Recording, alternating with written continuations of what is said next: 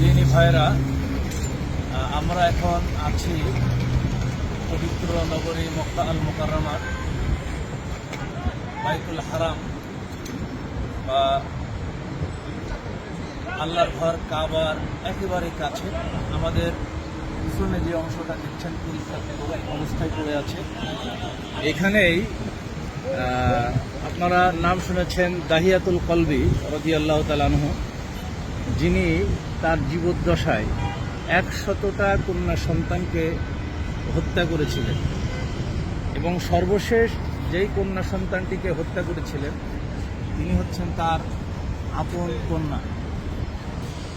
এই পরিত্যক্ত জায়গাটা আপনারা যেটা দেখছেন, এখানেই কন্যা সন্তানদেরকে জীবন্ত কবর দেওয়া হতো। অর্থাৎ জাহিলি যুগে কন্যা সন্তানের কোনো সামাজিক মর্যাদা ছিল না, পিতার সম্পত্তিতে কোনো অধিকার তারা পেত না, তারা ভোগ সামগ্রী হিসেবে বিবেচিত হতো।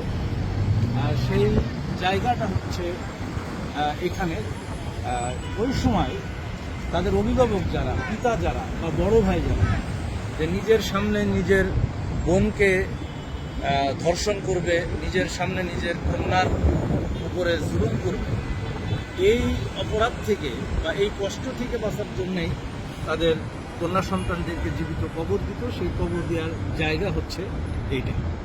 সম্মানিত ভাইরা, দাহিয়াতুল কলবি রাদিয়াল্লাহু তাআলা আনহু তার জীবদ্দশায় তিনি 100টা কন্যা সন্তানকে নিজ হাতে হত্যা করে আল্লাহ রাসূলের কাছে যখন দিন আসলো, ইসলামের আলো আসলো এই পৃথিবীতে, তখন তিনি তার ভুলটা বুঝতে পারলেন এবং তার সেই ভুলের প্রাশ্চাত্য দেওয়ার জন্য আল্লাহ রাসূলের কাছে এসে বললেন, ইয়া রাসূলুল্লাহ, আমি জীবনে এত গুনাহ করেছি, আমার গুনাহ কি আল্লাহ তাআলা মাফ করবেন?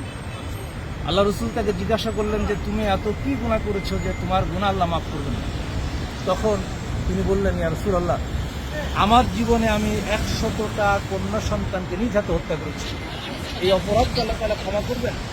তখন আল্লাহ নবী নিজেই তাকে তিরস্কার করে বললেন যে না, এত বড় গুনাহ তোমার আল্লাহ তাআলা ক্ষমা করবেন।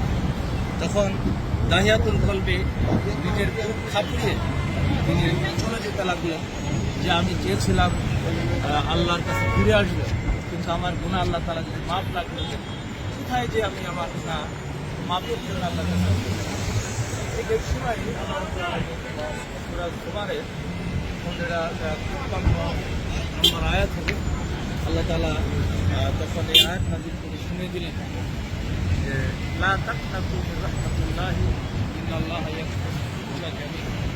তুমি আল্লাহর রহমত থেকে নিরাশ হয়ে যাও, আল্লাহ তাআলা তোমাদের গুনাহ সব মাফ করে দেবেন।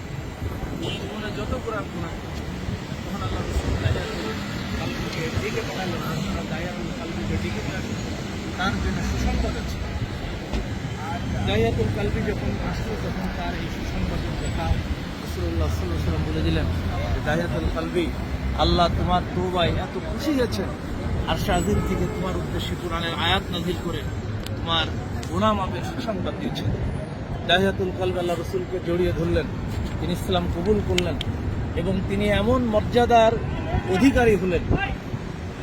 দাহিয়াতুল কলবি ইসলাম গ্রহণ করার পরে যতবার জিবরিল আমিন মানুষের আকৃতিতে আল্লাহ রাসূলের কাছে এসেছেন, সেই দাহিয়াতুল কলবির রূপ ধরে আল্লাহ রাসূলের কাছে আসতেন। সম্মানিত দর্শক শ্রোতা, আপনারা দেখছেন এই বামে আরেকটা জায়গা, এটা যে ঘিরা জায়গাটা আছে, এইখানেই সুমাইয়া রাদিয়াল্লাহু তাআলা আনহুকে শহীদ করা হয়েছিল। অর্থাৎ ইসলামের প্রথম শহীদ যিনি, একজন নারী, আল্লাহ রাসূলের উপরে তার এত দৃঢ় ঈমান ছিল, আল্লাহর উপরে ঈমান ছিল, সেই ঈমানের উপরে টিকে থাকতে গিয়ে তিনি শাহাদত বরণ করেন এবং তার যৌনাঙ্গে বর্ষা নিক্ষেপ করে শহীদ করা হয় ইসলামের প্রথম শহীদ হযরতে সুমাইয়া রাদিয়াল্লাহু তাআলা আনহা। এই জায়গায় শহীদ করা হয় এবং বর্ণিত আছে এই জীবন্ত কবর দেওয়ার যে জায়গাটা, এটা পরিত্যক্ত অবস্থায় এখনো পড়ে আছে। এই জায়গায় কোনো স্থাপনা সৌদি সরকার করে নাই। এর মাঝখানে আপনার একটা পিলার মতো দেখছেন দূরে, বর্ণিত আছে যে এইখানেই সুমাইয়া রাদিয়াল্লাহু তাআলা আনহাকে দাফন করা হয়। আল্লাহ ভালো জানেন এই ব্যাপারে, যেহেতু আমরা কেউ ওই সময় ছিলাম না। এর থেকে আমাদের শিক্ষা নেওয়া উচিত।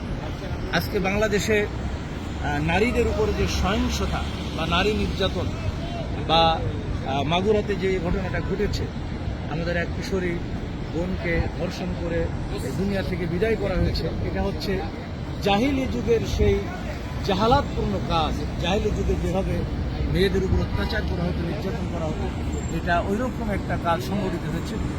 এই জাহালত থেকে এবং এই জুলুম থেকে, অত্যাচার থেকে এবং নারীদের স্বাধীনতাকে সমুন্নত যদি রাখতে হয়, তাহলে রাসূলুল্লাহ সাল্লাল্লাহু আলাইহি ওয়াসাল্লাম যে নির্দেশনা দিয়েছেন, আল্লাহর কোরআন যে নির্দেশনা দিয়েছেন, সেই কোরআনের ভিত্তিতে যদি আমরা বাংলার জমিন চালাতে পারি, বাংলার শাসন ব্যবস্থা কায়েম করতে পারি, তাহলে এই নারী নির্যাতন, জুলুম, অত্যাচার থেকে জাতি রক্ষা পাবে, নারীরা রক্ষা পাবে, মানুষ শান্তির সুবাতাস পাবে।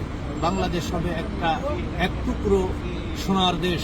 আল্লাহ তাআলা আমাদের সকলকে সেই সুন্দর বাংলাদেশ গঠনে এগিয়ে আসার তৌফিক দান করুন। এই কথা বলেই আমি আপনাদের কাছ থেকে এখন বিদায় নিচ্ছি।